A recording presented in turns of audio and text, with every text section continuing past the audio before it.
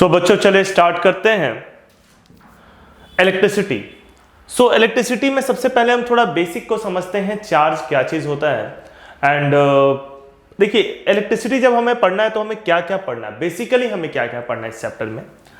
तो इस चैप्टर में हमें चार्ज के बारे में जानना है सबसे पहले, चार्ज जो इसी लेक्चर में समझ लेंगे। उसके बाद हमें जानना है कि पोटेंशियल क्या होता है एंड करंट क्या होता है, पोटेंशियल क्या होता है एंड करंट क्या होता है। ठीक है, this is the symbol of potential, this is the symbol of current.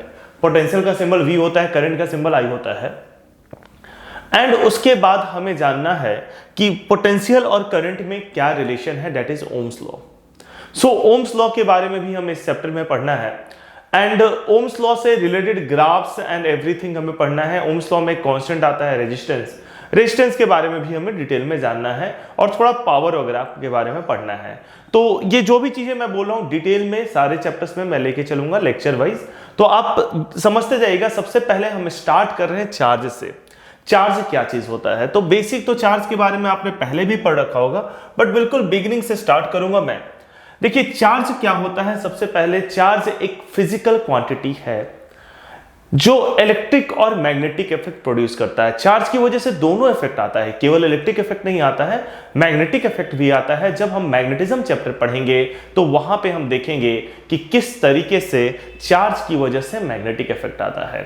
तो चार्ज एक फिजिकल क्वांटिटी है जो इलेक्ट्रिक एंड मैग्नेटिक इफेक्ट दोनों लेकर आता है या दोनों प्रोड्यूस करता है। अब क्वेश्चन ये अराइज होता है, सवाल ये उठता है कि एक बॉडी के पास चार्ज कैसे आता है। सपोज कीजिए मैं बात कर रहा हूं इस पेन के बारे में, तो ये पेन न्यूट्रल है, न्यूट्रल है या अनचार्ज्ड है। न्यूट्रल का मतलब ये नहीं होता है कि उसका चार्ज जीरो है, charge zero, net charge is zero. या न्यूट्रल का मतलब ये नहीं होता है कि उस पर कोई चार्ज नहीं है। न्यूट्रल का मतलब ये होता है कि इस पे equal amount of positive and negative charge है। मैं क्या कहना चाह रहा हूं समझिएगा। जैसे एक बॉडी ले लेते हैं, सर्कुलर शेप में लेते हैं, ये हुआ बॉडी, ये एटम हुआ। अब बात करते हैं कि ये न्यूट्रल है, तो न्यूट्रल है तो इस पे equal amount of positive and negative charge होंगे। सो पॉजिटिव मान लेते हैं कि 4 होगा, तो नेगेटिव भी इस पे 4 होगा। पॉजिटिव चार्ज होगा तो नेगेटिव भी इस पे 4 होगा। 4 पॉजिटिव चार्ज और 4 नेगेटिव चार्ज होगा इस पे, है ना। तो नेट चार्ज इसका 0 होगा, ये बॉडी आपका न्यूट्रल है। पॉजिटिव चार्ज मतलब कि प्रोटॉन और नेगेटिव चार्ज मतलब कि इलेक्ट्रॉन, आप जानते हो। अब देखिए इलेक्ट्रॉन और प्रोटॉन आपने पहले भी पढ़ रखा होगा, क्लास 8 9 में पढ़ रखा होगा। तो अब देखिए बात करते हैं कि अगर ये बॉडी पॉजिटिवली चार्ज होना है, इस बॉडी को पॉजिटिवली चार्ज होना है, तो क्या करना है, इसको इलेक्ट्रॉन लूज करेगा। ये देखिए प्रोटॉन नहीं मूव कर सकता है, प्रोटॉन न्यूक्लियस के अंदर बाइंडेड होता है। आप जानते हो एटम में क्या होता है, यहाँ पे न्यूक्लियस होता है, इसके अंदर पॉजिटिव चार्ज प्रोटॉन होता है और न्यूट्रॉन होता है जो कि अनचार्ज्ड है, और इलेक्ट्रॉन इसके चारों तरफ मूव करता है। सो आप ये बेसिक थोड़ा जानते हो। बट यहाँ पे हम जो दिखाए हैं तो equal amount of positive and negative charge हमने दिखाया है, यानी बॉडी न्यूट्रल है। अगर ये बॉडी किसी तरीके से इलेक्ट्रॉन को लूज कर देगा, अगर ये बॉडी किसी तरीके से इलेक्ट्रॉन लूज कर देगा, जैसे मान लेते हैं इसके पास 4 पॉजिटिव चार्ज है, 4 प्रोटॉन है, 4 जब मैं बोल रहा हूं 4 बोल रहा हूं तो आप उसे 4 बिलियन समझ लीजिए या उससे ज्यादा ही, ठीक है। तो 4 मान लेते हैं प्रोटॉन है और 4 इलेक्ट्रॉन है। तो अभी तो ये न्यूट्रल है, equal positive and equal negative charge है।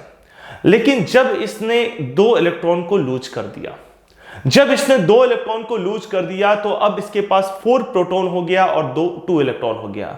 पॉजिटिव चार्ज का नंबर ज्यादा हो गया और नेगेटिव चार्ज का नंबर कम हो गया। सो नेट चार्ज बॉडी पे क्या होगा, नेट चार्ज होगा पॉजिटिव। तो अब हम कहेंगे बॉडी का नेट चार्ज है पॉजिटिव, बॉडी के पास नेट चार्ज पॉजिटिव है, बॉडी पॉजिटिवली चार्ज्ड है।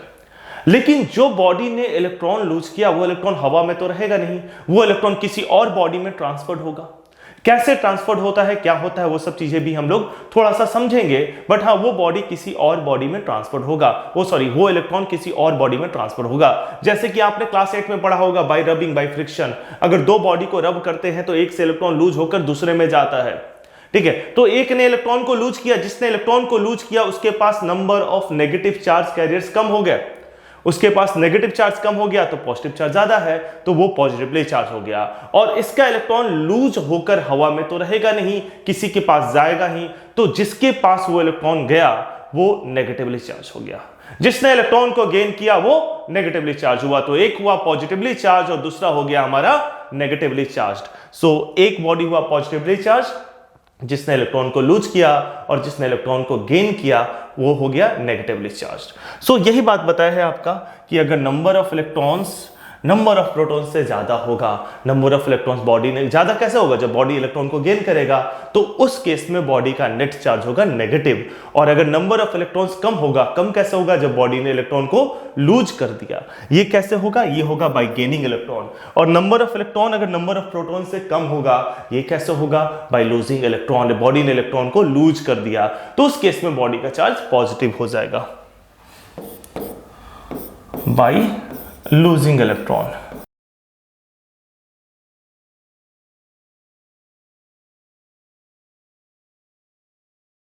by gaining electron।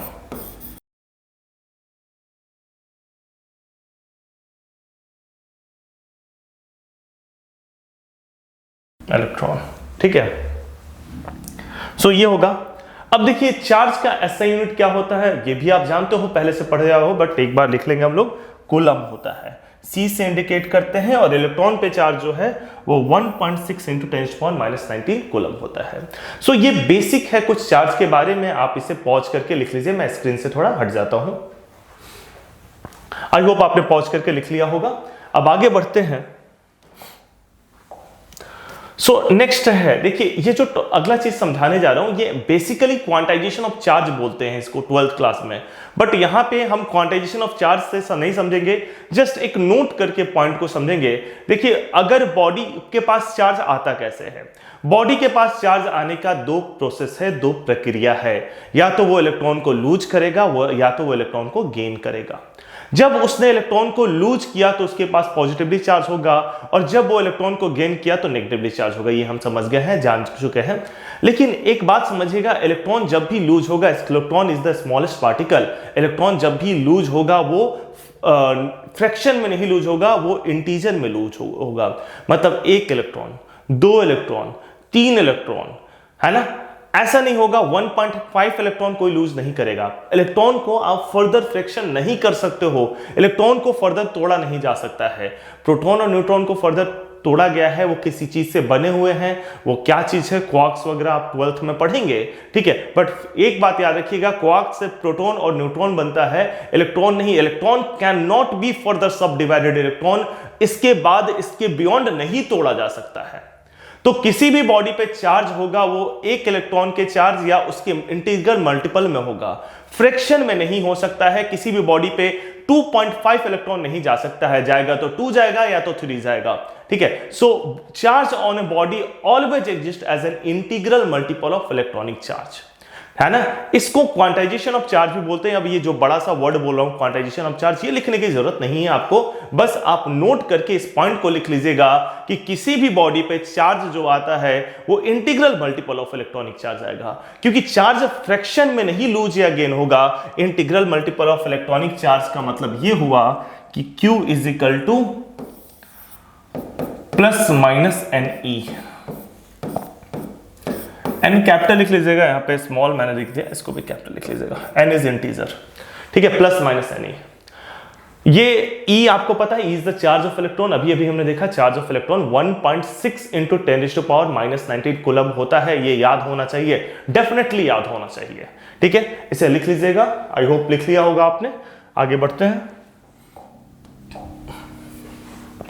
So question है आपका, a body loses 62.5 × 10⁻18 electron, find charge on a body. एक बॉडी 62.5 × 10⁻18 इलेक्ट्रॉन लूज करता है, बॉडी पे चार्ज कितना होगा। सिंपल कैलकुलेशन करेंगे हम लोग। क्या फॉर्मूला लगाएंगे, Q is equal to n e. Q is equal to n e. First thing formula तो लगाएंगे। फर्स्ट थिंग, बॉडी ने इलेक्ट्रॉन को लूज किया, बॉडी ने इलेक्ट्रॉन को लूज किया तो चार्ज क्या होगा, पॉजिटिव या नेगेटिव।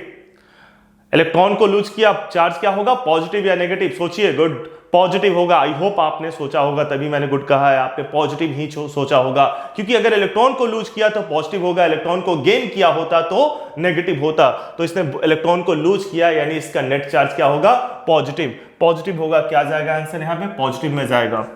सो चलिए सॉल्यूशन की तरफ बढ़ते हैं।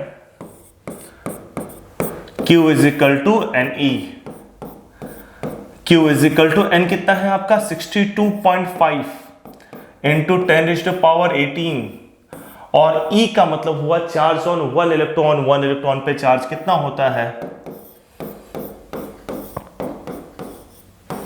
19, 1.6 इंटू 10⁻18 माइनस 19, तो ये 10⁻−1 हो जाएगा। अब अगर आप इसको मल्टीप्लाई करेंगे करके देखिए, ये आएगा 100 इंटू 10⁻−1 या 10 कूलम। इनफैक्ट 6.25 इंटू 10⁻18 को 1.6 इंटू 10⁻−19 से मल्टीप्लाई करेंगे तो 1 कूलम आंसर आता है। ठीक है, मतलब कि 6.25 इंटू 10⁻18 इलेक्ट्रॉन के पास चार्ज 1 कूलम होता है। इसे हम नोट करके लिखेंगे जो बात मैंने बोला, बट पहले आप इस क्वेश्चन का सॉल्यूशन लिख लीजिए। आई होप आपने लिख लिया होगा। अब चलते हैं, इसको नोट करके लिखते हैं। नोट करके लिखिएगा।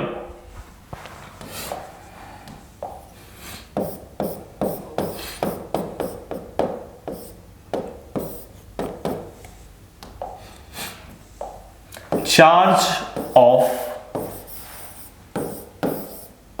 6.25 into 10⁻18 electrons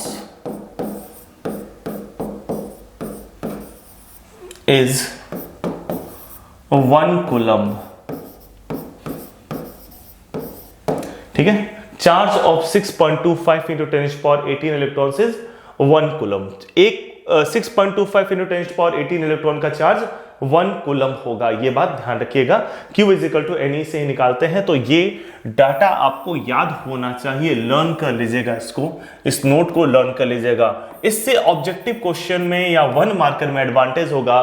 जैसे 62.5 लिखा हुआ था, यानी इसका 10 टाइम्स है, यानी कि उस पर चार्ज 10 कूलम होगा। अगर ये याद रहता तो आप बिना सॉल्व किए उसका आंसर टिक कर सकते थे।